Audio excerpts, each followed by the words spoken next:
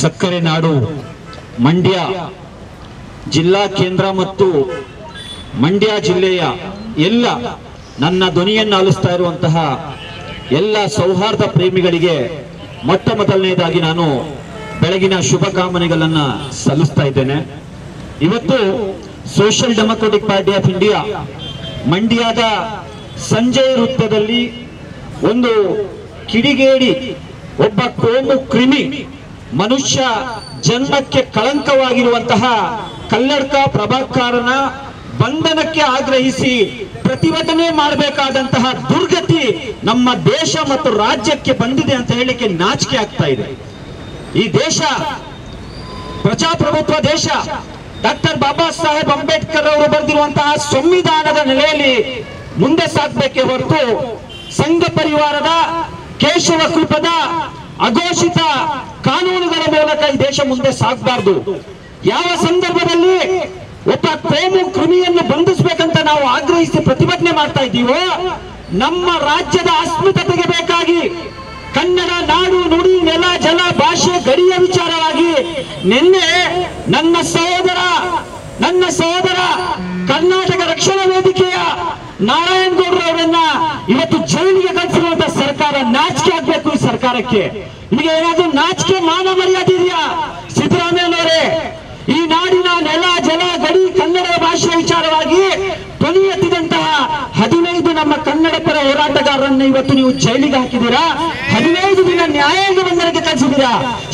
Shem ಅಂತ ಹೇಳ್ತೇವೆ ನಿಮಗೆ. ನಾವು ಯಾವ ರಾಜ್ಯದಲ್ಲಿ ನಾವು ಜೀವನ ಮಾಡ್ತಾ ಇದ್ದೇವೆ? ವಿಷಯಾಂತರ ಆಗೋದು ಬೇಡ. ನಾವು ಇವತ್ತು ಬಹಳ ಉದ್ದೇಶಿತವಾದ ಏನು ಪ್ರತಿಭಟನೆ ಇಟ್ಕೊಂಡಿದ್ದೀವೋ ಅದ್ರ ಬಗ್ಗೆ ಮಾತಾಡಬೇಕಾದ್ರೆ ಕಲ್ಲಡ್ಕ ಪ್ರಭಾಕರನ ಭಟ್ಟನ ಬಾಯಿಯಿಂದ ಹೊರಟಂತಹ ಮಾತುಗಳನ್ನ ರಿಪೀಟ್ ಮಾಡ್ಲಿಕ್ಕೆ ನನಗೆ ನಾಚಿಕೆ ಆಗ್ತಾ ಇದೆ. ಯಾಕೆ ಅಂತ ಹೇಳಿದ್ರೆ, ನನ್ನ ತಾಯಂದಿರಿದ್ದಾರೆ, ನನ್ನ ಸಹೋದರಿಯರಿದ್ದಾರೆ, ಅವರ ಮುಂದೆ ಆ ಮಾತನ್ನ ರಿಪೀಟ್ ಮಾಡ್ಲಿಕ್ಕೆ ನನ್ನ ಮನಸ್ಸು ಒಪ್ತಾ ಇಲ್ಲ. ಯಾವ ಮನಸ್ಸಿನಲ್ಲಿ ಮಾನವೀಯತೆ ಇರ್ತದೋ ಅಥವಾ ಈ ನೆಲದ ಹೆಣ್ಣನ್ನು ಗೌರವಿಸುವಂತ ಕನಿಷ್ಠ ಕಾಳಜಿ ಇರ್ತದೋ ಅವನ ಬಾಯಿಯಿಂದ ಅಂತ ಮಾತುಗಳು ಹೊರಡ್ಲಿಕ್ಕೆ ಸಾಧ್ಯನೇ ಇಲ್ಲ. ಆದ್ರೂ ಮಾಧ್ಯಮಗಳಿರುವ ಕಾರಣಕ್ಕೆ ಈ ಮಾಧ್ಯಮಗಳ ಮುಖಾಂತರ ಕಲ್ಲಡ್ಕ ಪ್ರಭಾಕರ ಭಟ್ಟನಿಗೆ ಒಂದು ಸಂದೇಶವನ್ನು ಕೊಡ್ಲಿಕ್ಕಾಗಿ ಅವನದೇ ಭಾಷೆಯಲ್ಲಿ ಕೆಲವು ಮಾತನ್ನು ನಾನು ಹೇಳ್ತೇನೆ. ನನ್ನ ಧರ್ಮ ನನಗೆ ಆ ಮಟ್ಟಕ್ಕೆ ನೀನು ಇಡಿ ಅಂತ ಹೇಳಿ ಕಲಿಸ್ಲಿಲ್ಲ ನನಗೆ. ಒಂದು ನಾಯಿ ನಮಗೆ ಕಚ್ಚಿದ್ರೆ ನಾವು ನಾಯಿಗೆ ರಿಟರ್ನ್ ಕಚ್ಚೋದು ಅದು ಮನುಷ್ಯ ಧರ್ಮ ಅಲ್ಲ. ನಾಯಿ ಕಚ್ಚುತ್ತೆ, ಅದಕ್ಕೆ ನಾವು ನಾಯಿಯನ್ನು ರಿಟರ್ನ್ ಕಚ್ಚಲಿಕ್ಕೆ ಆಗೋದಿಲ್ಲ. ಆದ್ರೂ ಕೆಲವು ನಾಯಿಗಳಿಗೆ ಅವರ ಭಾಷೆಯಲ್ಲೇ ಉತ್ತರ ಕೊಟ್ಟರೆ ಮಾತ್ರ ಅರ್ಥ ಆಗುವಂಥದ್ದು. ಕೆಲವು ಹುಚ್ಚು ನಾಯಿಗಳಿಗೆ ಅದು ಕಚ್ಚಿದೆ ಅಂತ ಹೇಳಿ ಬಿಟ್ಟರೆ ಆಗಲ್ಲ, ಅದನ್ನ ಸಾಯಿಸಲೇಬೇಕಾಗ್ತದೆ. ಇಲ್ಲ ಅಂದ್ರೆ ಎಲ್ರಿಗೂ ಕಚ್ಚುವಂತ ಸಾಧ್ಯತೆ ಇದೆ, ಎಲ್ರಿಗೂ ಹುಚ್ಚು ಬರಿಸುವಂತ ಸಾಧ್ಯತೆ ಇದೆ. ಆ ನಿಟ್ಟಿನಲ್ಲಿ ಈ ಕಲ್ಲಡ್ಕ ಪ್ರಭಾಕರನ ಭಟ್ಟನ ಭಾಷೆಯಲ್ಲಿ ಕೆಲವು ವಿಚಾರವನ್ನ ಅವರಿಗೆ ನಾನು ತಲುಪಿಸ್ತಾ ಇದ್ದೇನೆ. ಕಲ್ಲಡ್ಕ ಪ್ರಭಾಕರ ಭಟ್ಟನೆ, ನೀನು ಯಾವ ಮಟ್ಟಕ್ಕಿಳಿದು ಮಾತನಾಡಿದೆಯೋ ಅದರ ಆಚೆಗೆ ಹೋಗಿ ಮಾತಾಡ್ಲಿಕ್ಕೆ ನಮಗೂ ಗೊತ್ತಿದೆ. ನಮಗೂ ಕನ್ನಡ ಗೊತ್ತಿದೆ, ಭಾಷೆ ಗೊತ್ತಿದೆ, ಭಾಷೆಯೊಟ್ಟಿಗೆ ವ್ಯಾಕರಣವೂ ಕೂಡ ನಮಗೆ ಗೊತ್ತಿದೆ. ಎಲ್ಲಿ ಕಾಮ ಹಾಕ್ಬೇಕು, ಎಲ್ಲಿ ಫುಲ್ ಸ್ಟಾಪ್ ಇಡಬೇಕು, ಎಲ್ಲಿ ದೀರ್ಘ ಕಾಮ ಹಾಕ್ಬೇಕು, ಎಲ್ಲವೂ ನಮಗೆ ಗೊತ್ತಿದೆ. ಆದ್ರೆ ಮೊದಲನೇ ಪ್ರಶ್ನೆ ನಾನು ಕೇಳ್ತಾ ಇದ್ದೇನೆ, ನೀನು ತಾಯಿಯ ಹೊಟ್ಟೆಯಲ್ಲಿ ಹುಟ್ಟಿದೆಯಾ, ನಾಯಿಯ ಹೊಟ್ಟೆಯಲ್ಲಿ ಹುಟ್ಟಿದೆಯಾ? ಇದು ನನ್ನ ಮೊದಲನೇ ಪ್ರಶ್ನೆ. ನೀನೊಂದು ವೇಳೆ ತಾಯಿಯ ಗರ್ಭದಲ್ಲೇ ಹುಟ್ಟಿರುವಂತಹ ಒಬ್ಬ ಮನುಷ್ಯನಾಗಿದ್ರೆ ನಿನ್ನ ಬಾಯಿಯಿಂದ ಈ ಮಾತು ಬರ್ತಾ ಇರಲಿಲ್ಲ. ಪಾಪ ತಾಯಿಯ ಹೊಟ್ಟೆಯಲ್ಲಿ ಹುಟ್ಟಿಲ್ಲ, ನಾಯಿಯ ಹೊಟ್ಟೆಯಲ್ಲಿ ಹುಟ್ಟಿದೀನಿ ಅಂತೇಳಿ ನಾನು ಮಾತಾಡಿದಾಗ ಆ ನಾಯಿಗೂ ಕೂಡ ನಾವು ಅವಮಾನ ಮಾಡಿದಾಗೆ. ನೀನು ನಾಯಿಯ ಹೊಟ್ಟೆಯಲ್ಲಿ ಹುಟ್ಟಲಿಕ್ಕೂ ಲಾಯಕಲ್ಲ. ತಾಯಿಯ ಹೊಟ್ಟೆ ಬಿಡು, ನಾಯಿಯ ಹೊಟ್ಟೆಯಲ್ಲಿ ಹುಟ್ಟಲಿಕ್ಕೂ ನಾಲಾಯಕ್ ನೀನು. ಇದು ನಿನ್ನ ಭಾಷೆ. ಕಲ್ಲಡ್ಕ ಪ್ರಭಾಕರನ ಭಟ್ಟನ ಭಾಷೆಯಲ್ಲಿ ನಾನು ಕೊಟ್ಟಂತ ಉತ್ತರ ಇದು. ನೀನು ಎಲ್ಲಿ ಹುಟ್ಟಿದೀಯಾ ಅಂತ ಹೇಳಿದ್ರೆ ನೀನು ಪಿಶಾಚಿಯ ಹೊಟ್ಟೆಯಲ್ಲಿ ಹುಟ್ಟಿರ್ಬೇಕು. ನೀನು ಮನುಷ್ಯನ ಹೊಟ್ಟೆಯಲ್ಲಿ ಹುಟ್ಟಲಿಕ್ಕೆ ಸಾಧ್ಯ ಇಲ್ಲ. ನೀನು ಏನ್ ಕೇಳ್ತೀಯ? ಈ ಮಂಡ್ಯದ ಇತಿಹಾಸ ನಿನಗೆ ಗೊತ್ತಿದೆಯಾ? ಮಂಡ್ಯದ ಇತಿಹಾಸ ಗೊತ್ತಿದೆಯಾ? ಈ ಮಂಡ್ಯದ ಇತಿಹಾಸ ನೋಡು, ಇತಿಹಾಸವನ್ನು ಓದು, ನಿನಗೆ ಎಲ್ಲಿ ಅರ್ಥ ಆಗ್ತದೆ? ನಿನ್ನ ತಲೆಯಲ್ಲಿ ಸಗಣಿ ತುಂಬಿದೆ. ನಿನ್ನ ತಲೆಯಲ್ಲಿ ಮೆದುಳಿಟ್ಟಿದ್ರೆ ಸ್ವಲ್ಪ ಇತಿಹಾಸ ತಿಳ್ಕೊಳ್ತಾ ಇದ್ದೆ. ಶ್ರೀರಂಗಪಟ್ಟಣಕ್ಕೆ ಅದರೇ ಆದ ರಾಜ್ಯ ಗಾಂಭೀರ್ಯ ಇದೆ, ರಾಜ್ಯ ಇತಿಹಾಸ ಇದೆ, ಗತ ವೈಭವ ಇದೆ. ಮಂಡ್ಯದ ಜನರು ಇಲ್ಲಿ ಟಿಪ್ಪು ಸುಲ್ತಾನ್ರ ಆಡಳಿತವನ್ನು ನೋಡಿದ್ದಾರೆ, ಹೈದರಾಲಿಯ ಆಡಳಿತವನ್ನು ನೋಡಿದ್ದಾರೆ, ಗಂಗರ ಆಡಳಿತವನ್ನು ನೋಡಿದ್ದಾರೆ, ಚೋಳರ ಆಡಳಿತವನ್ನು ನೋಡಿದ್ದಾರೆ, ಒಡೆಯರ ಆಡಳಿತವನ್ನು ನೋಡಿದ್ದಾರೆ. ಆದ್ರೆ ಈ ಮಂಡ್ಯದ ಇತಿಹಾಸದುದ್ದಕ್ಕೂ ಕೂಡ ಕೋಮು ಕ್ರಿಮಿಯ ಭಾಷಣ ಅವರು ಕೇಳಿರ್ಲಿಕ್ಕಿಲ್ಲ. ಅದು ನಿನ್ನ ಬಾಯಿಂದ ಮಾತ್ರ ಅವರು ಕೇಳಿದ್ದು. ನೀನು ದಕ್ಷಿಣ ಕನ್ನಡದಲ್ಲಿ ಬೆಂಕಿ ಹಚ್ಚಿ ಅಲ್ಲಿ ಕಂಪ್ಲೀಟ್ ವಾತಾವರಣವನ್ನು ಕಲುಷಿತ ಮಾಡಾಯ್ತು. ಈಗ ಮಂಡ್ಯಗೆ ನೀನು ಪಾದಾರ್ಪಣೆ ಮಾಡಿದೀಯ. ಮೊನ್ನೆ 4 ದಿನದ ಹಿಂದೆ ಶ್ರೀರಂಗಪಟ್ಟಣದಲ್ಲಿ ಭಾಷಣ ಮಾಡ್ತಾ ನೀನೇನ್ ಹೇಳಿದೆ ಅಂತ ಹೇಳಿದ್ರೆ, ಮುಸ್ಲಿಂ ಮಹಿಳೆಯರಿಗೆ ಪರ್ಮನೆಂಟ್ ಗಂಡ ಇರಲಿಲ್ಲ, ನರೇಂದ್ರ ಮೋದಿ ಅವರು ಪರ್ಮನೆಂಟ್ ಗಂಡ ಕೊಟ್ಟಿದ್ದಾರೆ ಅಂತ ಹೇಳಿ. ಯಾರು ಕೊಟ್ಟಿದ್ದು? ನರೇಂದ್ರ ಮೋದಿ. ಯಾರು ನರೇಂದ್ರ ಮೋದಿ? ಸ್ವಂತ ಕಟ್ಕೊಂಡ ಹೆಂಡತಿಯನ್ನ ಸಾಕ್ಲಿಕ್ಕಾಗದಂತ ಒಬ್ಬ ನರೇಂದ್ರ ಮೋದಿ ಮುಸ್ಲಿಂ ಮಹಿಳೆಯರಿಗೆ ಪರ್ಮನೆಂಟ್ ಗಂಡ ಕೊಟ್ಟ ಅಂತ ಹೇಳ್ತಾರೆ. ಏನ್ ಅರ್ಥ ಇದ್ರದು? ನಾನೇ ಹೇಳ್ತಾ ಇಲ್ಲ. ಇವತ್ತು ನಿನ್ನದೇ ಪಕ್ಷದ ಸುಬ್ರಹ್ಮಣ್ಯನ್ ಸ್ವಾಮಿ ಎಕ್ಸ್ ನಲ್ಲಿ ಬರ್ಕೊಂಡಿದ್ದಾರೆ, ಕೇಳಿ ನೋಡು. ನೀವು ಸ್ವಲ್ಪ ಅಲ್ಲೇ ನೀವು ಸ್ವಲ್ಪ ಹೋಗಿ ನೋಡು. ರಾಮ ಮಂದಿರದ ಉದ್ಘಾಟನೆಯ ಸಂದರ್ಭದಲ್ಲಿ ಹೆಂಡತಿಯನ್ನ ಸಾಕಲಿಕ್ಕೆ ಸಾಧ್ಯವಾಗದಂತಹ ಒಬ್ಬ ನಪುಂಸಕನನ್ನ ರಾಮ ಮಂದಿರದ ಉದ್ಘಾಟನೆಗೆ ಕರೆಯೋದು ಎಷ್ಟು ಸರಿ? ಇದು ನನ್ನ ಪ್ರಶ್ನೆ ಅಲ್ಲ, ಮಾಧ್ಯಮಗಳು ಇವತ್ತಿದ್ದಾವೆ. ಇದು ಸುಬ್ರಹ್ಮಣ್ಯನ್ ಸ್ವಾಮಿ ಮಾಡಿರುವಂತ ಪ್ರಶ್ನೆ. ಮುಸ್ಲಿಂ ಹೆಣ್ಣು ಮಕ್ಕಳಿಗೆ ಯಾವುದೇ ಹಕ್ಕುಗಳಿಲ್ಲ, ಅವರ ಮೇಲೆ ಶೋಷಣೆ ಆಗ್ತಾ ಇತ್ತು. ತ್ರಿಬಲ್ ತಲಾಕ್ ಬಿಲ್ ಬಂದ ನಂತರ ಆಗಿದೆ ಅವರಿಗೆ ಇಲ್ಲಿ ಅವಕಾಶಗಳು ಸಿಕ್ಕಿದಂತ ನೀನು ಬರ್ಕೊಂಡಿದ್ದೀಯಾ, ನೀನು ಹೇಳಿದ್ದೀಯಾ, ಭಾಷಣ ಮಾಡಿದ್ದೀಯಾ.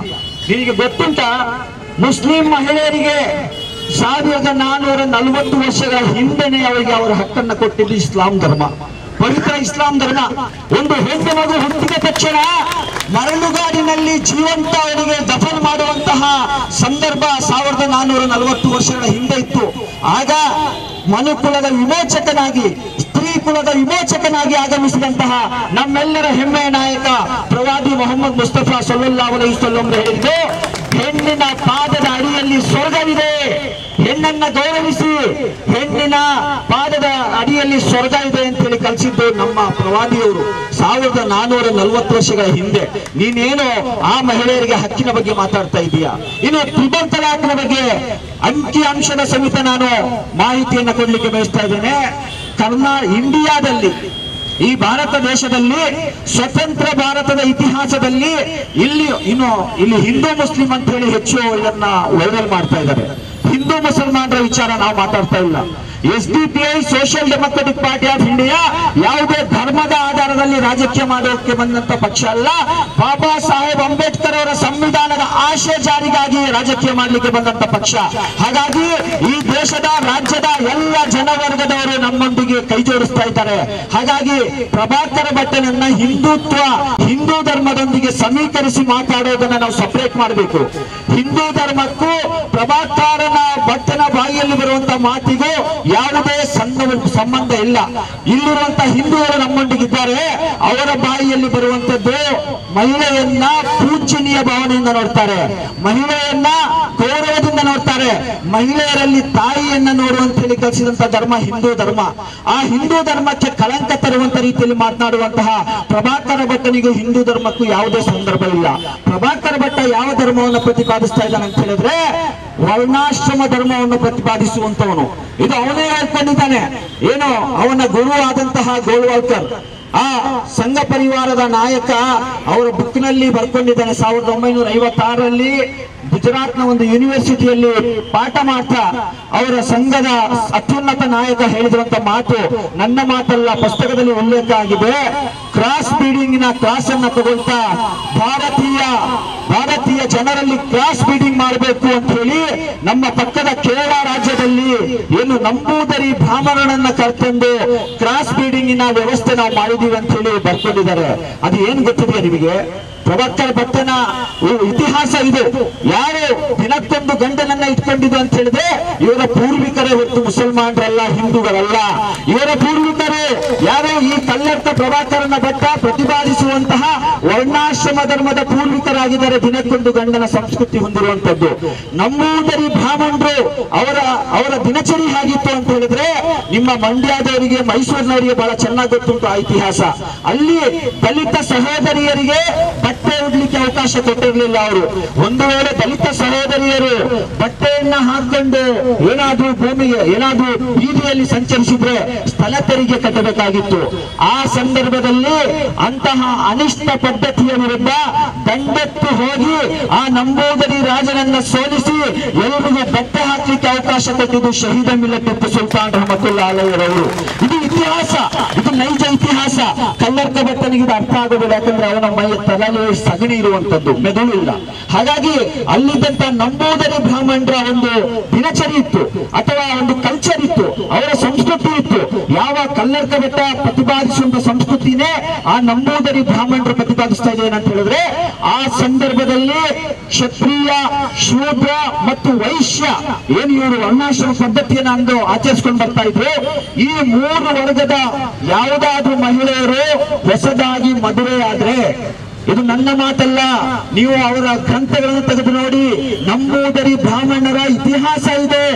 ಯಾವುದು ಕ್ಷತ್ರಿಯ, ಶೂದ್ರ, ವೈಶ್ಯ ಸಮುದಾಯದ ಮಹಿಳೆಯರು ಮದುವೆಯಾದ್ರೆ ಆ ಮದುವೆಯಾದಂತಹ ಹೆಂಡತಿಯ ಫಸ್ಟ್ ನೈಟ್ ನಂಬೂದರಿ ಬ್ರಾಹ್ಮಣರ ಬೆಡ್ರೂಮ್ ಅಲ್ಲಿ ಆಗ್ಬೇಕಾಗಿತ್ತು. ಇದು ನಿನ್ನ ಸಂಸ್ಕೃತಿ, ಇದು ನಿನ್ನ ಸಂಸ್ಕೃತಿ. ಅದು ದಿನಕ್ಕೊಬ್ಬ ಗಂಡ ಇಟ್ಕೊಳ್ತಾ ಇದ್ದು ನಿನ್ನ ಸಂಸ್ಕೃತಿಯವರು ಹೊರತು ಮುಸಲ್ಮಾನರು, ಹಿಂದೂಗಳಲ್ಲ.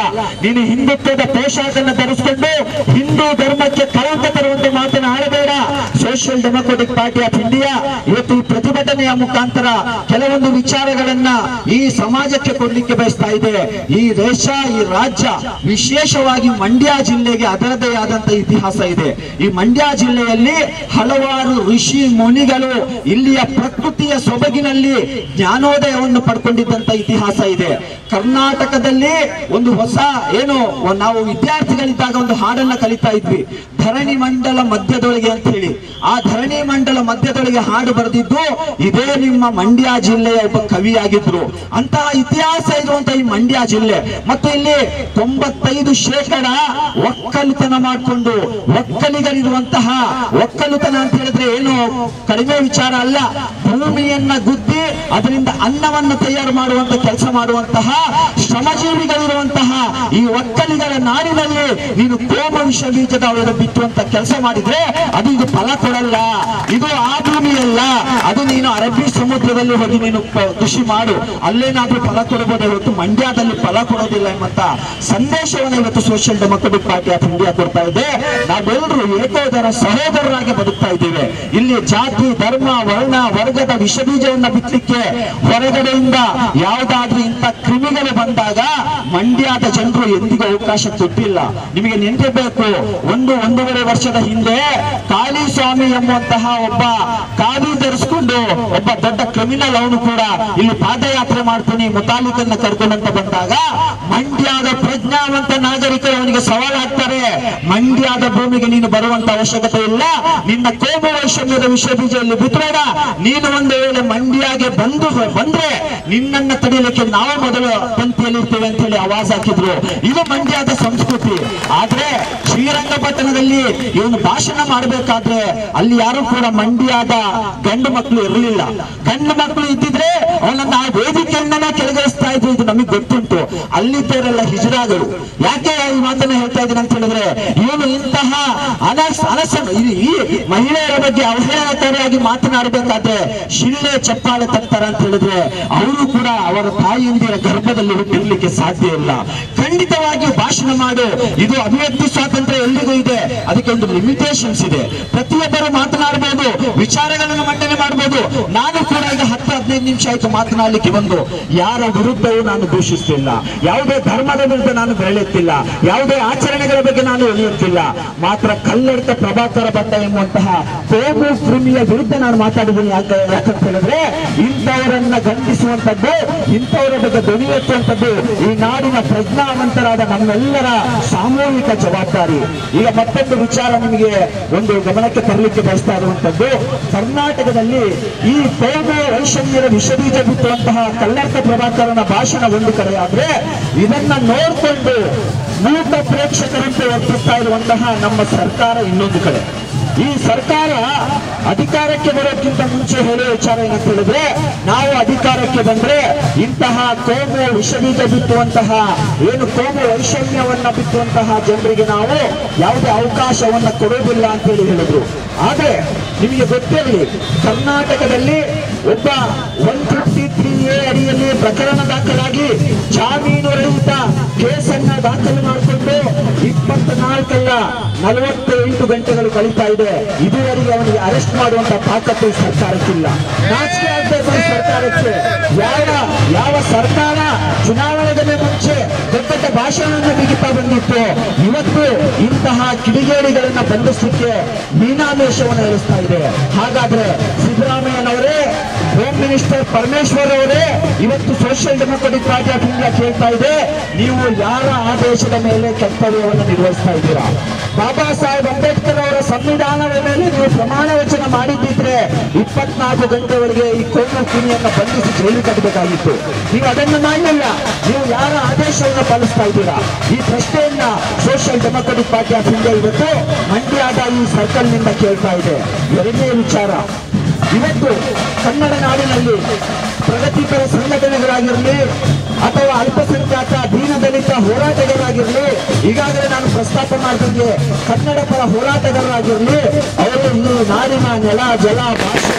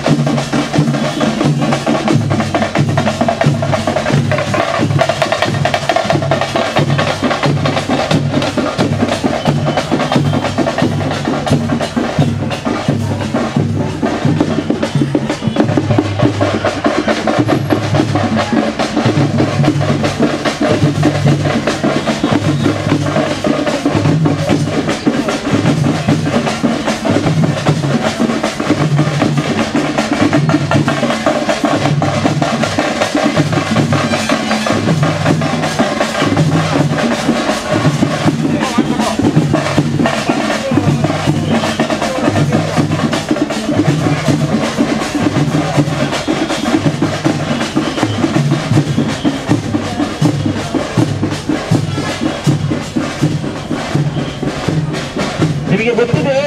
ಈ ನಾಡಿನ ನೆಲ ಜಲ ಗಡಿ ಭಾಷೆ ವಿಚಾರವಾಗಿ ಹೋರಾಟ ಮಾಡುವಂತಹ ದಲಿತ ಪರ, ರೈತ ಪರ, ಅಲ್ಪಸಂಖ್ಯಾತ ಪರ, ರೈತ ಪರ ಸಂಘಟನೆಗಳ ನೇತಾರರ ಮೇಲೆ ರಾತ್ರಿ ಇಲ್ಲ ಸಲ್ಲದ ಕೇಸುಗಳನ್ನು ದಾಖಲಿಸಿಕೊಂಡು ಜೈಲಿಗೆ ಹಾಕುವಂತಹ ಸರ್ಕಾರಕ್ಕೆ ಈ ಕೋಮು ಕ್ರಿಮಿಯನ್ನ FIR ದಾಖಲಾದ್ರೂ ಕೂಡ ಯಾಕೆ ಬಂಧಿಸಲಿಕ್ಕೆ ಧೈರ್ಯ ಇಲ್ಲ ಅಂತ ಹೇಳಿದ್ರೆ, ಈ ಪ್ರಶ್ನೆಯನ್ನ ಪ್ರಜ್ಞಾವಂತ ನಾಗರಿಕರಾದ ನಾವು ಮತ್ತು ನೀವು ಮಾಡಲೇಬೇಕಾಗ್ತದೆ. ಇವತ್ತು ಕರ್ನಾಟಕದ 35 ಕಡೆಗಳಲ್ಲಿ ಇವನ ವಿರುದ್ಧ ದೂರು ನೀಡಲಾಗಿದೆ. ಕಳೆದ 4 ದಿನ ಆಯಿತು ಇವನು ಈ ಕೋಮು ವಿದ್ವೇಷದ ಭಾಷಣ ಮಾಡಿ. ಸುಪ್ರೀಂ ಕೋರ್ಟ್ ನ ಕ್ಲಿಯರ್ ಡೈರೆಕ್ಷನ್ ಇದೆ, ನಮ್ಮ ದೇಶದ ಸರ್ವೋಚ್ಚ ನ್ಯಾಯಾಲಯದ ಆದೇಶ ಇದೆ. ಈ ದೇಶದಲ್ಲಿ, ಈ ರಾಜ್ಯದಲ್ಲಿ ಯಾರಾದ್ರೂ ಕೋಮುಗಳ ಮಧ್ಯೆ ದೇಶವನ್ನ ಬಿತ್ತುವಂತಹ ಭಾಷಣವನ್ನ ಮಾಡಿದ್ರೆ ಅಂತವರ ವಿರುದ್ಧ ಪ್ರಕರಣ ದಾಖಲಿಸಬೇಕು.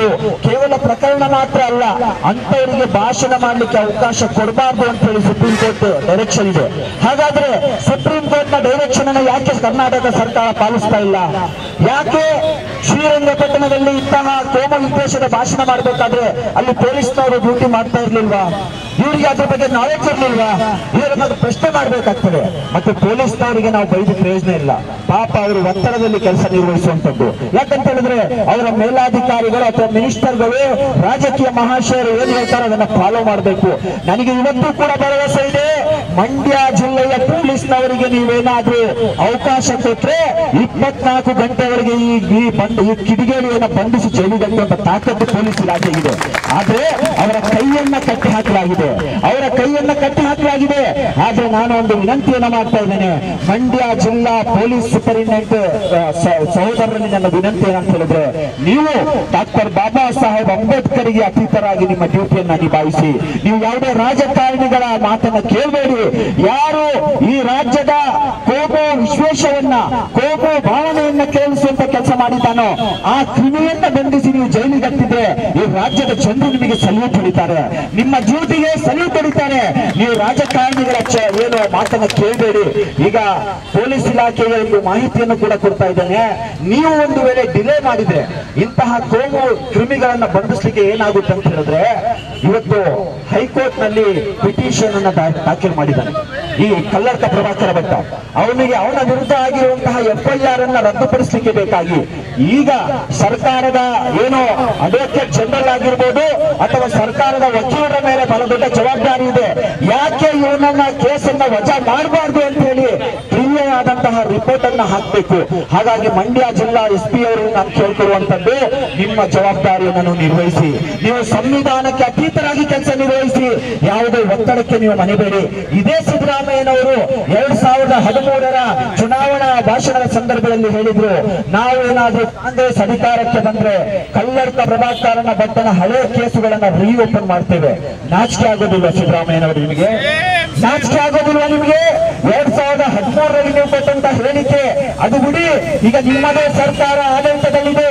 153A ನಾನ್ ಬೇರೆಬಲ್ ಸೆಕ್ಷನ್ ಅಲ್ಲಿ FIR ದಾಖಲಾಗಿದೆ. ಅವನನ್ನು ಬಂಧಿಸಲಿಕ್ಕೆ ನಿಮಗೆ ಧೈರ್ಯ ಇಲ್ಲ. ಯಾರಿಗೆ ನೀವು ಹೆದರಿ ಆಡಳಿತ ಮಾಡ್ತಾ ಇದ್ದೀರಾ? ನೀವು ಒಂದು ಸಂದರ್ಭದಲ್ಲಿ ಸ್ಟೇಟ್ಮೆಂಟ್ ಅನ್ನ ಕೊಡ್ತೀರಾ, ನಾವು ಸಾಮಾಜಿಕ ನ್ಯಾಯದ ಹರಿಕಾರರು, ನಾನು ಎಲ್ರಿಗೂ ಸಮಾನ ಅವಕಾಶ ಕೊಟ್ಟಿದ್ದೀನಿ ಅಂತ ಹೇಳಿ ಈ ರಾಜ್ಯದ ಅಲ್ಪಸಂಖ್ಯಾತರ ಮೇಲೆ ಇಂತಹ ಭಾಷಣಗಳನ್ನು ಮಾಡುವಂತಹ ಗೂಂಡಾಗಳನ್ನ ನೀವು ಮೆರಿಲಿಕ್ಕೆ ಬಿಟ್ಟು ಎಲ್ಲಿಂದ ಸಾಮಾಜಿಕ ನ್ಯಾಯ ನೀವು ಕೊಡ್ತೀರಾ? ಇದೇನಾ ನಿಮ್ಮ ಸಾಮಾಜಿಕ ನ್ಯಾಯ? ನಾಚಿಕೆ ಆಗ್ತಾ ಇದೆ. ನಮ್ಮ ರಾಜ್ಯದಲ್ಲಿರುವಂತಹ ಸರ್ಕಾರಕ್ಕೆ ನರ ಇಲ್ಲ, ನರಸತ್ತ ಸರ್ಕಾರ ಅಂತ ಹೇಳಬೇಕಾಗ್ತದೆ. ನೀವೇನಾದ್ರೂ ನಿಮ್ಮಲ್ಲಿ ಒಂದು ಗಟ್ಟಿಯಾದಂತಹ ಒಂದು ನರ ಇದ್ದಿದ್ರೆ ಇವತ್ತು ಈ ಕೋಮು ಕ್ರಿಮಿಯನ್ನ ಬಂಧಿಸ್ತಾ ಇದ್ರಿ. ಇವತ್ತು ಸರ್ಕಾರದ ಹಲವಾರು ಸಚಿವರು ಬಂದು ಸ್ಟೇಟ್ಮೆಂಟ್ ಗಳಿಗೆ ಸೀಮಿತರಾಗಿದ್ದಾರೆ. ಪ್ರಿಯಾಂಕಾ ಖರ್ಗೆ ಅವರು ಬಂದು ಹೇಳ್ತಾರೆ, ಇಲ್ಲ ನಾವು ರಾಜ್ಯದಲ್ಲಿ ಸಂವಿಧಾನಕ್ಕೆ ಅತೀತರಾಗಿ ಕೆಲಸ ಮಾಡೋರು, ಇಲ್ಲಿ ಯಾರು ವಿಷಬೀಜವನ್ನ ಬಿತ್ತಿದ್ರು ಅವನನ್ನ ಬಂದು ಒತ್ತು ಒಳಗಾಗ್ತೀವಿ. ಸ್ವಾಮಿ, ಒಟ್ಟು ಒಳಗಾಕ್ಬೇಡಿ. ಅಫೀಷಿಯಲ್ ಆಗಿ ಅರೆಸ್ಟ್ ಮಾಡಿ ಜೈಲಿಗೆ ಹಾಕಿ ಅಂತ ನಾವು ಕೇಳ್ತಾ ಇರುವಂತದ್ದು. ಒಟ್ಟು ಒಳಗಾಕ್ಲಿಕ್ಕೆ ಸಂವಿಧಾನದಲ್ಲಿ ಅವಕಾಶ ಯಾರಿಗೂ ಕೊಡ್ಲಿಲ್ಲ ಸ್ವಾಮಿ. ಪೊಲೀಸ್ನವ್ರಿಗೂ ಅವಕಾಶ ಇಲ್ಲ. ಅವನೇನಾದ್ರೂ ತಪ್ಪು ಮಾಡಿದ್ರೆ ನ್ಯಾಯಾಲಯ ಶಿಕ್ಷೆ ಕೊಡಿಸುತ್ತೆ. ನಾವು ಹೇಳ್ತಾ ಇರುವಂತದ್ದು ಅಫೀಷಿಯಲ್ ಆಗಿ ಒಂದು ಹ್ಯಾಂಡ್ ಕಪ್ ಅನ್ನ ತಗೊಂಡು ಬಂಧಿಸಿ ಜೈಲಿಗೆ ಬಿಡಿ. ಇದನ್ನು ಮಾಡಿ ಸ್ವಾಮಿ. ನೀವು ಸ್ಟೇಟ್ಮೆಂಟ್ ಕೊಟ್ಟರೆ ಇಲ್ಲಿ ಯಾರು ನಿಮ್ಮ ಚಾಕ್ಲೇಟ್ಗೆ ತಿನ್ಕೊಂಡು ಅದಕ್ಕೆ ಏನು ಚಾಕ್ಲೇಟ್ ಕೊಟ್ಟು ನಮ್ಮನ್ನ ಮರಳು ಮಾಡಬೇಡಿ. ಯಾಕೆ ಅಂತ ಹೇಳಿದ್ರೆ ಸೋಷಿಯಲ್ ಡೆಮೊಕ್ರೆಟಿಕ್ ಪಾರ್ಟಿ ಆಫ್ ಇಂಡಿಯಾಗೆ ಕಾನೂನು ಬಹಳ ಚೆನ್ನಾಗಿ ಗೊತ್ತಿದೆ. ನಮಗೆ ನೀವು ಕಾನೂನನ್ನ ಕಲಿಸಬೇಡಿ. ಇವತ್ತು ಪ್ರಭಾಕರ ಭಟ್ಟ, ಕಲ್ಲಡ್ಕ ಪ್ರಭಾಕರ ಭಟ್ಟ ಇವನು ಕೇವಲ ಹಿಂದೂ ಧರ್ಮಕ್ಕೆ ಕಳಂಕ ಅಲ್ಲ, ನಮ್ಮ ಕರುನಾಡಿಗೆ ಒಂದು ಕಳಂಕ ಆಗಿದ್ದಾನೆ, ಕರ್ನಾಟಕಕ್ಕೆ ಒಂದು ಕಳಂಕ ಆಗಿದ್ದಾನೆ. ಇಂತಹ ಕ್ರಿಮಿಯನ್ನು ಬಂಧಿಸುವಂತದ್ದು ಕರ್ನಾಟಕವನ್ನ ಕೋಮು ಕ್ರಿಮಿಗಳಿಂದ ಮುಕ್ತಗೊಳಿಸುವಂತಹ ಒಂದು ಸುಂದರವಾದಂತಹ ಒಳ್ಳೆಯ ಕೆಲಸ. ಆ ಕಾರ್ಯಕ್ಕೆ ನೀವು ಮುಂದಾಗಿ ಮತ್ತು ಪೊಲೀಸ್ ಇಲಾಖೆಯಲ್ಲೂ ನಾವು ವಿನಂತಿ ಮಾಡುವಂತದ್ದು. ಇವತ್ತು ಈ ಪ್ರತಿಭಟನೆ ಏನಿದೆ ಇದು ಸಾಂಕೇತಿಕವಾದ ಪ್ರತಿಭಟನೆ. ಒಂದು ವೇಳೆ ನೀವು ಇದಕ್ಕೂ ಕೂಡ ಬಗ್ಲಿಲ್ಲ, ಇದಕ್ಕೂ ಕೂಡ ನೀವು ಧ್ವನಿ ಕೊಡಲಿಲ್ಲ, ಇದನ್ನು ನೀವು ಕೇಳೋದಿಲ್ಲ ಅಂತ ಹೇಳಿದ್ರೆ ನಮಗೆ ಬೇರೆ ದಾರಿಗಳಿಲ್ಲ. ನಾವು ಕೂಡ ರೋಡಿಗೆ ಇಳಿಬೇಕಾಗ್ತದೆ. ಕಾನೂನನ್ನ ನಮಗೆ ಬ್ರೇಕ್ ಮಾಡ್ಲಿಕ್ಕೆ ನೀವು ಅವಕಾಶ ಕೊಡಬೇಡಿ. ನಾವು ಕಾನೂನಿನ ಚೌಕಟ್ಟಿನಲ್ಲಿ ಇಟ್ಕೊಂಡು ಅವಕಾಶ ಇದೆ ಅದನ್ನ ಕೇಳ್ತಾ ಇದ್ದೇವೆ. ಸಂವಿಧಾನದ ಚೌಕಟ್ಟಿನಲ್ಲಿ ಇಟ್ಕೊಂಡು ಹೋರಾಟ ಮಾಡ್ತಾ ಇದ್ದೇವೆ. ಇದಕ್ಕೆ ನೀವು ಬಗ್ಲಿಲ್ಲ ಅಂತ ಹೇಳಿದ್ರೆ ನಾವು ಬೇರೆ ದಾರಿ ಆಲೋಚನೆ ಮಾಡ್ಲೇಬೇಕಲ್ಲ. ಇವತ್ತು ಈ ಕಲ್ಲಡ್ಕ ಪ್ರಭಾಕರ ಭಟ್ಟ ಕಲ್ಲಡ್ಕದ ಮನೆಯಲ್ಲಿ, ಕಲ್ಲಡ್ಕಕ್ಕೂ ಕೂಡ ಕಳಂಕ ಅವನು. ಹಲವಾರು ನನ್ನ ಸ್ನೇಹಿತರು ಹೇಳಿದ್ರು ಇವತ್ತು ಪ್ರತಿಭಟನೆಯ ಪೋಸ್ಟರ್ ನೋಡ್ಬೇಕಾದ್ರೆ ಕಲ್ಲಡ್ಕ ಒಂದು ನಿಮ್ಮ ಆ ಪೋಸ್ಟರ್ ಇಂದ ತೆಗಿಡಿ ಅಂತ ಹೇಳಿ. ಯಾಕೆ ಅಂತ ಕೇಳಿದೆ ನಾನು. ಅಲ್ಲ, ಅವನು ಕಲ್ಲಡ್ಕಕ್ಕೂ ಕಳಂಕ ಆಗಿದ್ದಾನೆ, ಅವನು ಪ್ರಭಾಕರ ಭಟ್ಟ ಅಂತ ಹೇಳಿ ನೀವು ಪ್ರತಿಭಟನೆ ಮಾಡಿ ಅಂತ ಹೇಳಿ. ನಿಜವಾಗ್ಲೂ ಇಂಥ ಹಲವಾರು ಮನಸ್ಸುಗಳು ಈ ರಾಜ್ಯದಲ್ಲಿ ಇವೆ.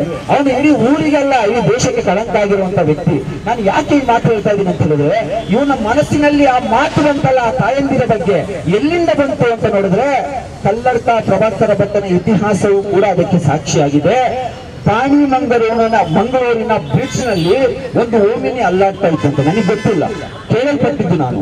ಓಮಿನಿ ಅಲ್ಲಾಡ್ತಾ ಇತ್ತಂತೆ. ಯಾಕೆ ಅಲ್ಲಾಡ್ತಾ ಇದೆ ಅಂತ ಇಲ್ಲಿ ನೋಡ್ಬೇಕಾದ್ರೆ, ಇವನು ಹೋಮೋಸೆಕ್ಸ್ ಮಾಡಿ ಸಿಕ್ಕಿ ಬಿದ್ದಿದಂತಹ ಒಬ್ಬ ಕಿರಾತಕ ಅಂತ ಹೇಳಿ ಇವತ್ತು ಸಾಮಾಜಿಕ ಜಾಲತಾಣದಲ್ಲಿ ಬರ್ತಾ ಇದೆ. ಅಂತವನ ಬಾಯಿಯಿಂದ ಮಹಿಳೆಯರಿಗೆ ಗೌರವ ಕೊಡುವಂತ ಮಾತುಗಳು ಬರ್ಬೋದಾ? ಮತ್ತೊಂದು ವಿಚಾರ, ಇಸ್ಲಾಂ ಧರ್ಮದ ಬಗ್ಗೆ ಅವನು ಮಾತನಾಡಿದ್ದಾನೆ, ಮುಸ್ಕಾನ್ನ ಬಗ್ಗೆ ಅವನು ಮಾತನಾಡಿದ್ದಾನೆ. ಈ ಮಂಡ್ಯದ ಧೀರ ಯುವತಿ ಅವಳು ಏನ್ ಮಾಡಿದ್ದು ಅಂತ ಹೇಳಿದ್ರೆ, ಅವಳು ಯಾವುದೇ ಭಯೋತ್ಪಾದನಾ ಕೃತ್ಯ ಮಾಡಲಿಲ್ಲ, ಎಲ್ಲೂ ಬಾಂಬ್ ಬ್ಲಾಸ್ಟ್ ಮಾಡಲಿಲ್ಲ, ಎಲ್ಲೂ ಹೋಗಿ ಕೋಮ ಪ್ರಚೋದನಾ ಭಾಷಣ ಮಾಡಲಿಲ್ಲ. ಆ ಮುಸ್ಕಾನ್ ಎಂಬುವಂತಹ ಒಂದು ಮಹಿಳೆ ಹುಡುಗಿಗೆ ಬಜರಂಗದ ಗೂಂಡಾಗಳು ಒಂದು ಕೆಟ್ಟ ದೃಷ್ಟಿಯಿಂದ ನೋಡ್ಬೇಕಾದ್ರೆ, ನಿಮಗೆ ನಾನು ಹೆದರೋದಿಲ್ಲ, ನಾನು ಹೆದರುವಂತ ನನ್ನ ಭಗವಂತನಿಗೆ ಅಂತೇಳಿ ಅಲ್ಲಾಹ್ ಒಬ್ಬರನ್ನ ಘೋಷಣೆ ಕೂಗಿದ್ದಾರೆ. ಅಂತಹ ಧೀರ ಮಹಿಳೆಗೆ ಅಲ್-ಖೈದಾದ ಸಂಪರ್ಕ ಇದೆ ಅಂತೇಳಿ ಹೇಳ್ತಾನೆ. ಕಲ್ಲಡ್ಕ ಪ್ರಭಾಕರ್ ಭಟ್ಟನಿಗೆ ಗೊತ್ತಿಲ್ಲ ಅಲ್-ಖೈದಾ ಮತ್ತು ತಾಲಿಬಾನ್ ಮತ್ತು ISIS ಗೆ ಸಂಪರ್ಕ ಇರುವಂತವ್ರು ಯಾರು ಗೊತ್ತಾ? ಬಿಜೆಪಿ ಐಟಿ ಸೆಲ್ ಮುಖ್ಯಸ್ಥ ಮೊನ್ನೆ ಸಿಕ್ಕಿಬಿಟ್ಟಿದ್ದಾನೆ. ಅವನಿಗಿರುವಂತದ್ದು ಸಂಪರ್ಕ ಮಂಡ್ಯದ ಮುಸ್ಕಾನಿಗಲ್ಲ. ಮಂಡ್ಯದ ಮುಸ್ಕಾನ್ ಇಡೀ ಭಾರತ ದೇಶದ ವನಿತೆಯರಿಗೆ ಒಬ್ಬ ರೋಲ್ ಮಾಡೆಲ್ ಆಗಿದ್ದಾಳೆ. ನೀವು ನನ್ನನ್ನ ಯಾವ ದೃಷ್ಟಿಯಲ್ಲಿ ನೋಡಿದ್ರು ಕೂಡ ನನ್ನ ಭಗವಂತ ನನ್ನೊಟ್ಟಿಗಿರುವವರಿಗೆ ನನ್ನ ಒಂದು ಕೂದಲನ್ನು ನಿಮಗೆ ಅಲ್ಲಾಡಿಸಲಾಗ ಆಗೋದಿಲ್ಲ ಅಂತ ಹೇಳಿ ಅಲ್ಲಾಹ್ ಒಬ್ಬರನ್ನ ಘೋಷಣೆ ಕೂಗಿರುವಂತಹ ಆ ಪುಟ್ಟ ಬಾಲಕಿಯನ್ನು ಅಲ್-ಖೈದಾದೊಂದಿಗೆ ಸಂಪರ್ಕ ಕಲ್ಪಿಸ್ತಾ ಇದ್ದಾನೆ. ಇಂತಹ ಕೋಮ ವೈಷಮ್ಯದ ಭಾಷಣ ಮಾಡುವಂತಹ ವ್ಯಕ್ತಿಯ ವಿರುದ್ಧ ಮಾತನಾಡಲಿಕ್ಕೆ ಪ್ರೊಫೆಸರ್ ಹರಿರಾಮ್ ರವರು ತಮ್ಮ ಕೋರ್ಟ್ ಕಲಾಪವನ್ನು ಬಿಟ್ಟು ಮಂಡ್ಯಕ್ಕೆ ಬರಬೇಕಾದಂತ ದುರ್ಗತಿ ಬಂತಲ್ಲ, ಇದು ನಮಗೆ ನಾಚಕೀಯ ವಿಚಾರ. ನಾವು ಬರಲಿಲ್ಲ ಅಂದ್ರೆ ಬೇರೆ ದಾರಿ ಇಲ್ಲ. ಇವರನ್ನ ಈ ರೀತಿ ಬೆಳಿಲಿಕ್ಕೆ ಬಿಟ್ರೆ ನಾಳೆ ನೀವು ಇರಲ್ಲ, ನಾವು ಇರಲ್ಲ. ಯಾಕಂತ ಹೇಳಿದ್ರೆ ಮಂಡ್ಯದ ಇತಿಹಾಸ ನೋಡಿ ಸ್ವಲ್ಪ. 95% ಹಿಂದೂಗಳಿದ್ದಾರೆ ಮಂಡ್ಯದಲ್ಲಿ, 0.4% ಅಥವಾ 3-4% ಮೈನಾರಿಟಿ ಅಲ್ಪಸಂಖ್ಯಾತರು ಮಂಡ್ಯದಲ್ಲಿ ಇರುವಂತದ್ದು. ಇತಿಹಾಸದುದ್ದಕ್ಕೂ ಕೂಡ ಎಲ್ಲೂ ಕೋಮಗಲಭೆಗಳಾದಂತಹ ಇತಿಹಾಸ ಮಂಡ್ಯದಲ್ಲಿಲ್ಲ.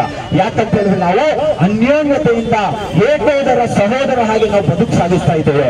ಇವತ್ತು ಮಂಡ್ಯದ ಗೌಡ್ರ ಮನೆಯಲ್ಲಿ ದನ ಸಾಕ್ತಾರೆ, ಆ ದನಕ್ಕೆ ಹುಲ್ಲು, ದನಕ್ಕೆ ಬೇಕಾದಂತ ಹಿಂಡಿಯನ್ನ ಮಾರುವಂತರು ಮುಸಲ್ಮಾನರು ಅಂಗಡಿ ಎತ್ಕೊಂಡು ಅದನ್ನ ಮಾಡ್ತಾರೆ.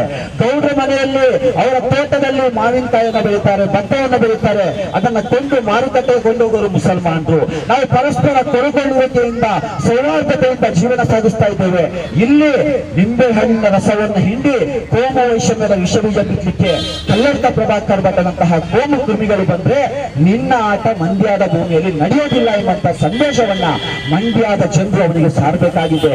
Social Democratic Party of India ಇವತ್ತು ಈ ಪ್ರತಿಭಟನೆ ಮುಖಾಂತರ ಮುಖ್ಯವಾದ ಒಂದು ಬೇಡಿಕೆ ಏನಿಟ್ಟಿದೆ ಅಂತ ಹೇಳಿದ್ರೆ, ಇನ್ನೂ 24 ಗಂಟೆ ಅವಕಾಶವನ್ನು ನಾವು ಕೊಡ್ತೇವೆ. ಇಲ್ಲಿಯ ಪೊಲೀಸ್ ಇಲಾಖೆಯವರಿಗೆ ಇನ್ನೂ 24 ಗಂಟೆ ಅವಕಾಶ ನಾವು ಕೊಡ್ತೇವೆ.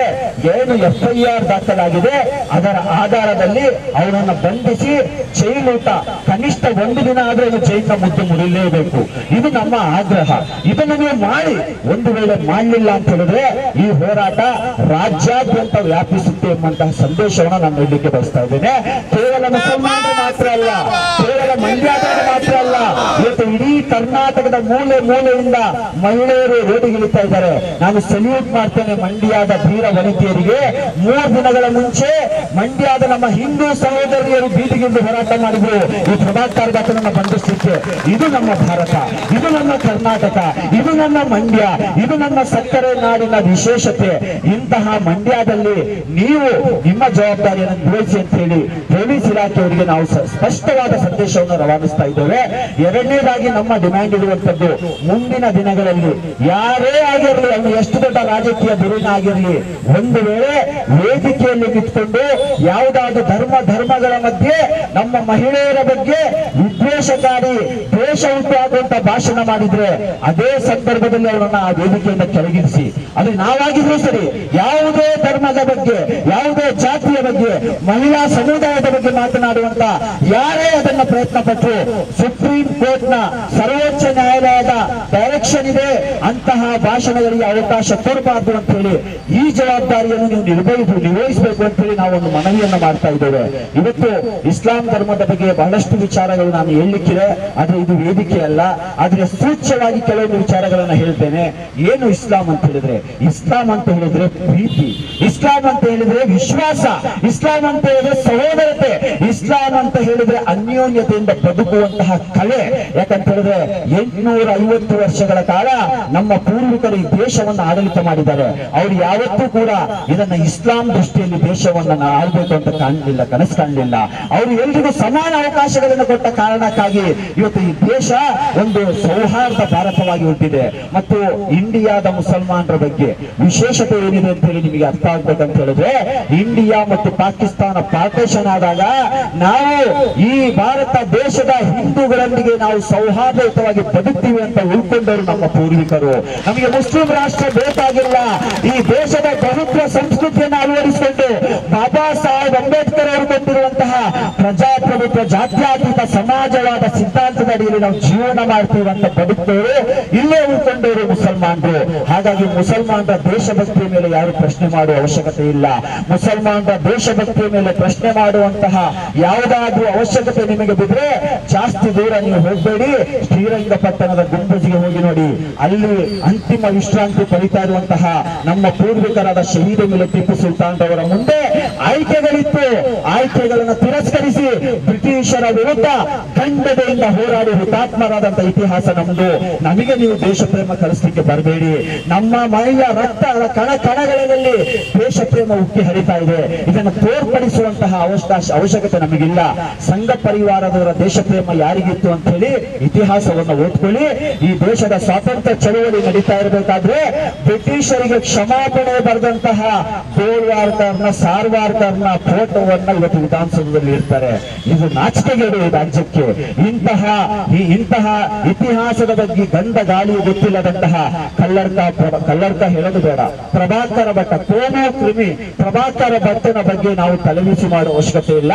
ಆದ್ರೆ ಇವನಿಗೆ ತಕ್ಕ ಪಾಠ ಕಲಿಸಬೇಕು. ಹಾಗಾಗಿ ನನ್ನ ಧೀರ ಸಹೋದರಿ ನಜ್ಮಾ ನಜೀರ್ ಒಳ್ಳೆಯ ಕೆಲಸವನ್ನು ಮಾಡಿದ್ದಾಳೆ. ಆ ಧೀರ ಸಹೋದರಿಗೆ ಕೂಡ ನಾನೊಂದು ಸಲ್ಯೂಟ್ ಅನ್ನ ಮಾಡ್ತೇನೆ. ಯಾಕಂತ ಹೇಳಿದ್ರೆ ಕಾನೂನಿನ ಮೂಲಕ ಅವನಿಗೆ ಪಾಠ ಕಲಿಸಬೇಕಂತ ಹೇಳಿ ಸರಿಯಾದ FIR ಸೆಕ್ಷನ್ ಗಳನ್ನು ಮೆನ್ಷನ್ ಮಾಡಿಕೊಂಡು FIR ದಾಖಲೆ ಹಾಗೆ ಮಾಡಿದ್ದಾರೆ. ನಮ್ಮ ಮಹಿಳೆ ವಿಮೆನ್ ಇಂಡಿಯಾ ಮೂವ್ಮೆಂಟ್ ಅವರು 35 ಕಡೆಯಲ್ಲಿ ಏನು FIR ಅನ್ನು ಕೊಟ್ಟು ಕಂಪ್ಲೇಂಟ್ ಅನ್ನ ಕೊಟ್ಟು ಎಲ್ಲೂ FIR ಮಾಡಲಿಲ್ಲ. ಎಲ್ಲವೂ ಶ್ರೀರಂಗಪಟ್ಟಣದ police station concern police station ಗೆ ಫಾರ್ವರ್ಡ್ ಮಾಡಿದೀವಿ ಅಂತ ಉತ್ತರ ಕೊಟ್ಟಿದ್ದಾರೆ. ನೋಡ್ಬೇಕೀಗ ಈ ಶ್ರೀರಂಗಪಟ್ಟಣದಲ್ಲೇ ಆಗಿರುವಂತಹ FIR ನಲ್ಲಾದ್ರೂ ನೀವು ಬಂಧಿಸ್ತೀರಾ ಅಂತ ಹೇಳಿ ನಾವು ಈ ಪ್ರತಿಭಟನೆ ಮಾಡುವ ಮುಖಾಂತರ ಆಗ್ರಹಿಸ್ತಾ ಇದ್ದೇವೆ. ಇನ್ನು ಮುಂದೆ ಈ ರಾಜ್ಯ, ಈ ದೇಶ, ಈ ನಮ್ಮ ನೆಲದಲ್ಲಿ ಮಂಡ್ಯ ಆಗಿರ್ಲಿ, ಮೈಸೂರು ಆಗಿರ್ಲಿ, ಬೆಂಗಳೂರು ಆಗಿರ್ಲಿ, ರಾಮನಗರ ಆಗಿರ್ಲಿ, ಈ ಯಾವುದೇ ಭಾಗದಲ್ಲಿ ಈ ಕೋಮು ವಿಷಬೀಜ ಬಿತ್ತುವಂತಹ ಪ್ರಭಾಕರ ಭಟ್ಟ ಭಾಷಣ ಮಾಡ್ಲಿಕ್ಕೆ ಬಂದ್ರೆ ಅವನಿಗೆ ಬಾಯ್ಕಾಟ್ ಮಾಡಿ, ಅವನು ಭಾಷಣ ಮಾಡುವ ಅವಶ್ಯಕತೆ ಇಲ್ಲ ಅಂತ ಹೇಳಿ ನಾವು ಬಾಯ್ಕಾಟ್ ಮಾಡಿದ್ರೆ ಇಂತಹ ಮಾತುಗಳು ಕೇಳುವಂತ ದುರವಸ್ಥೆ ನಮಗೆ ಬರೋದಿಲ್ಲ. ಇನ್ನು ಇಸ್ಲಾಂನ ವಿಚಾರದಲ್ಲಿ ಕೆಲವು ವಿಚಾರಗಳನ್ನು ಹೇಳಿ ನನ್ನ ಮಾತಿಗೆ ನಾನು ವಿರಾಮ ಹಾಕ್ತೇನೆ. ಮುಸ್ಲಿಂ ಮಹಿಳೆಯರಿಗೆ ಇಸ್ಲಾಂ ಧರ್ಮದಲ್ಲಿ ಬಹಳ ಶೋಷಣೆ ಆಗ್ತಾ ಇದೆ. ಅವರಿಗೆ ಬುರ್ಕಾ ಹಾಕೊಂಡು, ಹಿಜಾಬ್ ಹಾಕೊಂಡು ಅವರಿಗೆ ಅವಕಾಶಗಳನ್ನ ಕೊಡ್ತಾ ಇಲ್ಲ. ಆ ಸಮುದಾಯದಲ್ಲಿ ಅವರ ಮೇಲೆ ದೌರ್ಜನ್ಯ ದಬ್ಬಾಳಿಕೆ ನಡೀತಾ ಇದೆ ಅಂತ ಹೇಳಿ ಏನು ಆರೋಪಗಳು ಬರ್ತಾ ಇದೆ. ಅದಕ್ಕೆ ಒಂದೇ ಒಂದು ಆನ್ಸರ್ ಅನ್ನ ಮಾಡ್ತೇನೆ. ವಿಶ್ವದ ಮೊಟ್ಟ ಮೊದಲ ವಿಶ್ವವಿದ್ಯಾನಿಲಯ ಯಾವುದು ಅಂತ ಹೇಳಿದ್ರೆ ಅಲ್ ಹರೈನ್ ವಿಶ್ವವಿದ್ಯಾನಿಲಯ. ಈ ಅಲ್ ಹರೈನ್ ವಿಶ್ವವಿದ್ಯಾನಿಲಯವನ್ನು ಕಟ್ಟಿದ್ದು ಯಾರು ಅಂತ ಹೇಳಿದ್ರೆ, ಅಲ್ ಹರೈನ್ ವಿಶ್ವವಿದ್ಯಾನಿಲಯವನ್ನು ಕಟ್ಟಿದ್ದು ಫಾತಿಮಾ ಫಿರಿಯಾ ಎನ್ನುವಂತಹ ಮುಸ್ಲಿಂ ಮಹಿಳೆ. ಇದು ನಿಮಗೆ ಗೊತ್ತಿರಲಿ. ಒಂದು ವೇಳೆ ಇಸ್ಲಾಂ ಧರ್ಮದಲ್ಲಿ ಮುಸ್ಲಿಂ ಮಹಿಳೆಯರಿಗೆ ಅವಕಾಶ ಇಲ್ಲ ಅಂತ ಹೇಳಿದ್ರೆ ಫಾತಿಮಾ ಫಿರಿಯಾ ಯಾವ ರೀತಿ ವಿಶ್ವವಿದ್ಯಾನಿಲಯದ ಸ್ಥಾಪಕಿ ಆಗ್ಲಿಕ್ಕೆ ಸಾಧ್ಯತೆ ಇತ್ತು? ಇದನ್ನ ಅರ್ಥ ಮಾಡ್ಕೊಳ್ಳಿ. ಇವತ್ತು ಇಂಡಿಯಾದಲ್ಲೂ, ಭಾರತದಲ್ಲೂ, ಕರ್ನಾಟಕದಲ್ಲೂ ಹಿಜಾಬ್ದಾರಿನಿ ಮುಸ್ಲಿಂ ನಮ್ಮ ಮಹಿಳೆಯರು IAS, IPS, KAS, KPS ಅಂತ ಎಕ್ಸಾಮಿನೇಷನ್ ಅಲ್ಲಿ ಪಾಸ್ ಆಗಿ ಬರ್ತಾ ಇದ್ದಾರೆ. ITBT ಫೀಲ್ಡ್ ನಲ್ಲಿ ಉನ್ನತ ಹುದ್ದೆಗೆ ಹೋಗ್ತಾ ಇದ್ದಾರೆ. ಇದನ್ನ ನೋಡಿ ಇವರಿಗೆ ತಡ್ಕೊಳ್ಳಿಕ್ಕೆ ಸಾಧ್ಯ ಆಗ್ತಾ ಇಲ್ಲ. ಹಾಗಾಗಿ ಮುಸ್ಲಿಂ ಮಹಿಳೆಯರನ್ನ ಶಿಕ್ಷಣದಿಂದ ವಂಚಿತರಾಗಿ ಮಾಡುವಂತಹ ದೊಡ್ಡ ಷಡ್ಯಂತ್ರ ಹಿಜಾಬ್ ಇಶ್ಯೂನ ಹಿಂದೆ ಅಡಗಿದೆ. ವಿಷಯಾಂತರ ಮಾಡೋದು ಬೇಡ. ಆದ್ರೂ ನಾನು ಹೇಳ್ತಾ ಇರುವಂತದ್ದು, ಇದೇ ಸಿದ್ದರಾಮಯ್ಯನವರು 6 ತಿಂಗಳ ಮುಂಚೆ ಭಾಷಣ ಮಾಡಿದ್ರು. ಚುನಾವಣಾ ಭಾಷಣದಲ್ಲಿ ನಮ್ಮ ಸರ್ಕಾರ ಅಧಿಕಾರಕ್ಕೆ ಬಂದ್ರೆ ಮುಸ್ಲಿಮರ ಹಿಜಾಬ್ ಅನ್ನ ನಾವು ವಾಪಸ್ ತರ್ತೇವೆ ಅಂತ ಹೇಳಿ ಮೈಸೂರಿನಲ್ಲಿ ಭಾಷಣ ಮಾಡ್ತಾ ಹೇಳಿದ್ರು. ನಾಳೆಯಿಂದ ಯಾವುದೇ ಹಿಜಾಬ್ ವಿಚಾರ ಇಲ್ಲ, ಎಲ್ಲಾ ಮುಸ್ಲಿಂ ಮಹಿಳೆಯರು ಹಿಜಾಬ್ ಹಾಕೊಂಡು ಶಿಕ್ಷಣ ಪಡಿಬಹುದು ಅಂತ ಹೇಳಿ 24 ಗಂಟೆ ಕಳೀಲಿಲ್ಲ, 2-3 ಗಂಟೆ ಒಳಗೆ ರಿಟರ್ನ್ ಯೂಟರ್ನ್ ಹೊಡೆದ್ರು. ಯಾಕೆ ಗೊತ್ತಾ? ಯೂಟರ್ನ್ ಹೊಡೆದಿದ್ದು ಬಿಜೆಪಿಯ IT ಸೆಲ್ಗೆ ಹೆದರಿ. ಇದು ನೆನಪಲ್ಲಿ ನಿಮಗೆ, ಬಿಜೆಪಿಯ IT ಸೆಲ್ಗೆ ಹೆದರಿ ಸ್ಟೇಟ್ಮೆಂಟ್ ಅನ್ನ ಚೇಂಜ್ ಮಾಡುವಂತ ಮುಖ್ಯಮಂತ್ರಿ ಸಿದ್ದರಾಮಯ್ಯನವರಿಂದ ಕರ್ನಾಟಕ ರಾಜ್ಯದ ಕಾನೂನು ಸುವ್ಯವಸ್ಥೆಯನ್ನು ಕಾಪಾಡುವಂತ ಜವಾಬ್ದಾರಿಯನ್ನು ನಾವು ಕೊಟ್ಟರೆ ಯಾವ ರೀತಿ ಮಾಡಬಹುದು? ಅವರು ಸಿದ್ದರಾಮಯ್ಯನವರೇ Social Democratic Party of India ಹೇಳ್ತಾ ಇದೆ, ನಿಮಗೆ ಏನಾದ್ರೂ ಬಿಜೆಪಿ IT ಸೆಲ್ ನ ಭಯ ಇದ್ರೆ ಅವ್ರು ಯಾವತ್ತೂ ಕೂಡ ನೈಜ ಸುದ್ದಿಗಳನ್ನ ಬಿತ್ತರಿಸಲಿಲ್ಲ. ಬಿಜೆಪಿ IT ಸೆಲ್ ಫೇಕ್ ವಿಚಾರಗಳನ್ನ ಟ್ರೋಲ್ ಮಾಡಿಕೊಂಡು ಟೂಲ್ ಕಿಟ್ ಗಳ ಮುಖಾಂತರ ಸಾಮಾಜಿಕ ಜಾಲತಾಣದಲ್ಲಿ ಏನು ಗುಲ್ಲೆಬ್ಬಿಸುವಂತವರು ಆ IT ಸೆಲ್ ಅನ್ನ ಯಾವ ರೀತಿ ಉತ್ತರ ಕೊಡಬೇಕಂತ ಹೇಳಿ social Democratic Party of India ನಿಮಗೆ ಕಲಿಸ್ಕೊಡ್ತದೆ. ನೀವು ಬನ್ನಿ, ಆ IT ಸೆಲ್ಗೆ ಹೆದರಬೇಡಿ. ನೀವು ಸಂವಿಧಾನಕ್ಕೆ ಅತೀತರಾಗಿ ಬಾಬಾ ಸಾಹೇಬ್ ಅಂಬೇಡ್ಕರ್ ಅವರ ಕಾನೂನನ್ನ ಇಂಪ್ಲಿಮೆಂಟ್ ಮಾಡುವಂತ ಕೆಲಸ ಮಾಡಿ. ಹಿಜಾಬ್ ಅದು ಆ ಮಹಿಳೆಯರ ಮೂಲಭೂತ ಹಕ್ಕು, ಆ ಮಹಿಳೆಯರ ಸಾಂವಿಧಾನಿಕ ಹಕ್ಕು, ಆ ಮಹಿಳೆಯರ ಧಾರ್ಮಿಕ ಹಕ್ಕು. ಅದನ್ನ ತಡೆಯುವಂತಹ ವಿಚಾರ, ತಡೆಯುವಂತಹ ಯಾವುದೇ ಕಾನೂನು ನಮ್ಮ ನೆಲದಲ್ಲಿಲ್ಲ. ಅವರು ಒಂದು ಗವರ್ನಮೆಂಟ್ ಆರ್ಡರ್ ಪಾಸ್ ಮಾಡುವ ಮುಖಾಂತರ ಅದನ್ನು ತಡೆ ಹಿಡಿದಿದ್ದಾರೆ. ಅದಕ್ಕೆ ನೀವು ಮಾಡಬೇಕಾಗಿರೋದು ಏನು, ಬೆಟ್ಟವನ್ನು ಕಡಿಯುವಂತ ಅವಶ್ಯಕತೆ ಇಲ್ಲ. ಸೆಕೆಂಡ್ PU ಎಕ್ಸಾಮಿನೇಷನ್ ಬೋರ್ಡ್ ಏನಿದೆ ಅಥವಾ ದ್ವಿತೀಯ PUC ಬೋರ್ಡ್ ಏನಿದೆ ಅಲ್ಲಿ ಜಿಯೋ ಒಂದು ಪಾಸ್ ಮಾಡಿ, ಗವರ್ನಮೆಂಟ್ ಆರ್ಡರ್ ಪಾಸ್ ಮಾಡಿ, ನಾಳೆಯಿಂದ ಯಾವುದೇ ರೀತಿಯಾದಂತಹ ತಲೆಗವಸ ಅಥವಾ ಯಾವುದೇ ರೀತಿಯ ಬಟ್ಟೆಯನ್ನು ಹಾಕಬರ್ಲಿಕ್ಕೆ ಯಾವುದೇ ನಿರ್ಬಂಧ ಇಲ್ಲ. ಅಲ್ಲಿಗೆ ಮುಗಿತು ಇಶ್ಯೂ.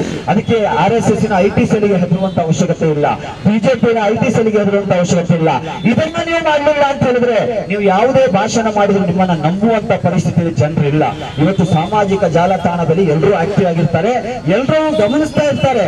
ಹಾಗಾಗಿ ಇವತ್ತು ಮುಸ್ಲಿಂ ಮಹಿಳೆಯರ ಬಗ್ಗೆ, ಇಸ್ಲಾಂನ ಬಗ್ಗೆ ಅಥವಾ ಈ ರಾಜ್ಯದ ಸೌಹಾರ್ದ ಸಂಸ್ಕೃತಿಯ ಬಗ್ಗೆ ಪ್ರಶ್ನೆ ಎತ್ತುವಂತಹ ಇಂತಹ ಕೋಮು ಕ್ರಿಮಿಗಳನ್ನ ಹದ್ದುಬಸ್ತಿನಲ್ಲಿಡಬೇಕು. ಮುಂದಿನ ದಿನಗಳಲ್ಲಿ ಇಂತಹ ಭಾಷಣಗಳು ಮಾಡುವಂತಹ ಅಥವಾ ಕಲ್ಲಡ್ಕ ಅಲ್ಲ ಪ್ರಭಾಕರ ಭಟ್ಟನನ್ನ ವಿರುದ್ಧ ಒಂದು ರೌಡಿ ಶೀಟರ್ ಅನ್ನ ಓಪನ್ ಮಾಡ್ಬೇಕಂತ ನಾವು ಆಗ್ರಹಿಸ್ತಾ ಇದ್ದೇವೆ. ಯಾಕೆ ರೌಡಿ ಶೀಟರ್ ಅಂತ ಹೇಳಿದ್ರೆ ಇನ್ನು ಮುಂದೆ ಎಲ್ಲೂ ಹೋಗಿ ಇವನು ಬಾಲ ಬಿಚ್ಚಬಾರ್ದು ಅಂತ ಹೇಳಿದ್ರೆ ಒಂದು ರೌಡಿ ಶೀಟ್ ಓಪನ್ ಆದ್ರೆ ಅವನು ಕೂಡ ಹದ್ದುಬಸ್ತಿನಲ್ಲಿ ಇರ್ತಾನೆ. ಅವನಿಗೂ ಅರ್ಥ ಆಗುವಂತದ್ದು ಕಾನೂನಿನ ಭಾಷೆ ಹೊರತು ಬೇರೆ ಭಾಷೆ ಅವನಿಗೆ ಅರ್ಥ ಆಗೋದಿಲ್ಲ. ಬೇರೆ ಭಾಷೆ ನಮಗೆ ಅರ್ಥ ಮಾಡಿಸ್ಬೋದು ಅವನಿಗೆ, ನಾವು ಆ ಮಟ್ಟಕ್ಕೆ ಹೋಗೋದಿಲ್ಲ. ಯಾಕಂದ್ರೆ ಇಲ್ಲಿ ಒಂದು ಕಾನೂನಿದೆ, ಇಲ್ಲೊಂದು ನೆಲದಲ್ಲಿ ಒಂದು ಕಾನೂನಿದೆ, ಅದನ್ನು ಗೌರವಿಸುವಂತದ್ದು ನಮ್ಮ ಮೊದಲ ಆದ್ಯತೆ. ಹಾಗಾಗಿ ಆ ಕಾನೂನಿನ ಚೌಕಟ್ಟಿನಲ್ಲೇ ಅವನಿಗೂ ಕೂಡ ಬುದ್ಧಿ ಕಲಿಸಬೇಕು. ಆದಷ್ಟು ಬೇಗ 24 ಗಂಟೆ ಒಳಗೆ ಅವನನ್ನ ಬಂಧನ ಮಾಡಬೇಕು ಅಂತ ಹೇಳಿ social Democratic Party of India ಇವತ್ತಿನ ಈ ಪ್ರತಿಭಟನೆ ಮುಖಾಂತರ ಆಗ್ರಹಿಸುತ್ತೆ. ಇವತ್ತಿನ ಈ ಪ್ರತಿಭಟನೆಯಲ್ಲಿ ನಮ್ಮೊಂದಿಗೆ ಕೈ ಜೋಡಿಸಿ ಈ ಪ್ರತಿಭಟನೆಗೆ ಭಾಗವಹಿಸಿದಂತಹ ಎಲ್ಲ ಸೌಹಾರ್ದ ಪ್ರೇಮಿಗಳಿಗೂ ಕೂಡ ನಾನು ಮತ್ತೊಮ್ಮೆ ನನ್ನ ವೈಯಕ್ತಿಕ ಧನ್ಯವಾದಗಳನ್ನು ಅರ್ಪಿಸ್ತೇನೆ. ಯಾಕಂದ್ರೆ ನಾನು ಕೊಡಗಿನಿಂದ ಬಂದವನು. ಕೊಡಗಿಗೂ ಮತ್ತು ಮಂಡ್ಯಕ್ಕೂ ಅವಿನಾಭಾವ ಸಂಬಂಧ ಇದೆ. ಕಾವೇರಿ ಹುಟ್ಟುವಂತದ್ದು ಕೊಡಗಿನಲ್ಲಾದ್ರೂ ಕೂಡ ರೈತರಿಗೆ ಅವರ ಜಮೀನಿಗೆ ನೀರನ್ನು ಹರಿಸುವಂತದ್ದು ನಿಮ್ಮ ಈ ಕೊಡಗು ಮೈಸೂರು ಮಂಡ್ಯ ಭಾಗದಲ್ಲಿ. ಹಾಗಾಗಿ ನಮ್ಮ ವಿಶಾಲ ಹೃದಯ ಕೊಡಗಿನವರದು. ನಾವು ಅಲ್ಲಿ ಅದಕ್ಕೆ ಕನೆಕಟ್ಟು ಹಾಕಿ ಅಲ್ಲೇ ನೀರು ಇಟ್ಕೊಂಡಿದ್ರೆ ಇಲ್ಲಿವರೆಗೆ ನೀರು ಸಿಗ್ತಾ ಇದ್ದಿಲ್ಲ. ಹಾಗಾಗಿ ನಾವು ಎಲ್ಲರೂ ಬದುಕಲಿ. ಇಲ್ಲಿಂದ ತಮಿಳುನಾಡಿಗೆ ಹೋಗ್ತಾ ಇದೆ ಕಾವೇರಿ. ಅಂತಹ ವಿಶಾಲ ಹೃದಯ ಇರುವಂತಹ ಜನರು ಕರ್ನಾಟಕದಲ್ಲಿ ಇರುವಂತವರು, ಮಂಡ್ಯದವರು ಕೂಡ ಅಂತಹ ವಿಶಾಲ ಮನೋಭಾವದವರಾಗಿದ್ದೀರಾ, ಸೌಹಾರ್ದ ಸಂಸ್ಕೃತಿಯುಳ್ಳವರಾಗಿದ್ದೀರಾ, ಸಹೋದರತೆಯಿಂದ ಬದುಕುವವರಾಗಿದ್ದೀರಾ. ಹಾಗಾಗಿ ನಿಮಗೆ ಸಲ್ಯೂಟ್ ಅನ್ನು ಮಾಡ್ತಾ ನನ್ನ ಭಾಷಣಕ್ಕೆ ನಾನು ವಿರಾಮ ಹಾಕ್ತೇನೆ. ಜೈ ಹಿಂದ್, ಜೈ SDPI. ತುಂಬಾ ಧನ್ಯವಾದಗಳು ಅವರಿಗೆ.